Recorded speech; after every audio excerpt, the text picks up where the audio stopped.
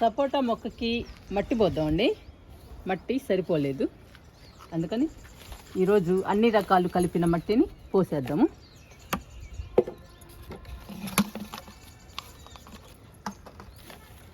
చూడండి, మట్టి తక్కువ ఉంది. మనం మట్టి పోసామంటే ఇంకా చక్కగా పెరుగుతుందండి సపోటా. చూసారా మన సపోటా మొక్క ఎంత బాగా పెరుగుతుందో, ఎంత హెల్దీగా పెరుగుతుందో. సరిపోని మట్టి ఉంటే పూత పిందె కూడా ఫాస్ట్గా వచ్చేస్తుందండి, అందుకని మట్టి పోస్తున్నాను.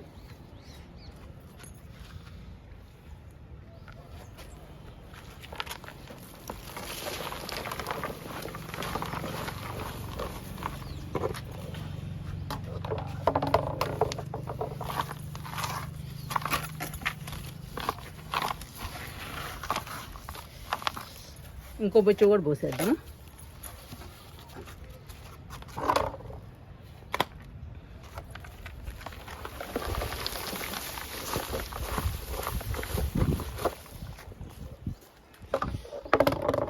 పండ్ల మొక్కలకి సరిపోని మట్టి ఉండాలండి.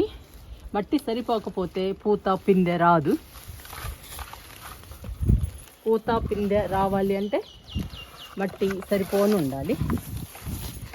చూడండి, ఇప్పుడు సరిపోయింది రమ్ముకి.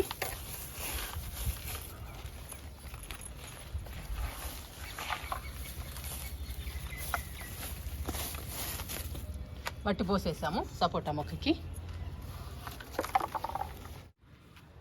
సపోటా మొక్కకు కూడా డబ్బా పెట్టి ఫర్టిలైజరు లిక్విడ్ ఇద్దామండి.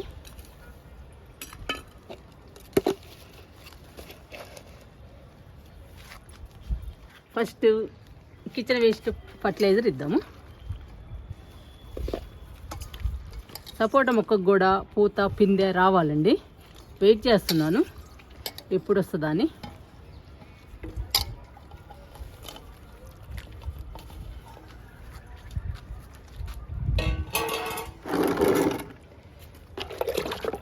ఇంకా కిచెన్ వేస్ట్ లిక్విడ్ కూడా ఇచ్చేద్దాము.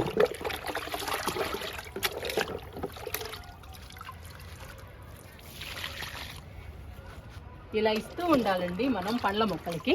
ఎప్పటికప్పుడు కొత్త కొత్త ఫర్టిలైజర్స్ బలానికి ఇస్తూ ఉండాలి. ఈరోజు మనం సపోటా మొక్కకి అన్ని రకాలు కలిపిన మట్టిని పోసాము. బలానికి కిచెన్ వేస్ట్ లిక్విడ్ కూడా ఇచ్చామండి. పూత పిందె బాగొస్తుంది. పూత పిందె రాని మొక్కలకి మనం ఇలా ట్రై చేస్తూ ఉండాలండి. అప్పుడు పూత పిందె బాగొస్తుంది.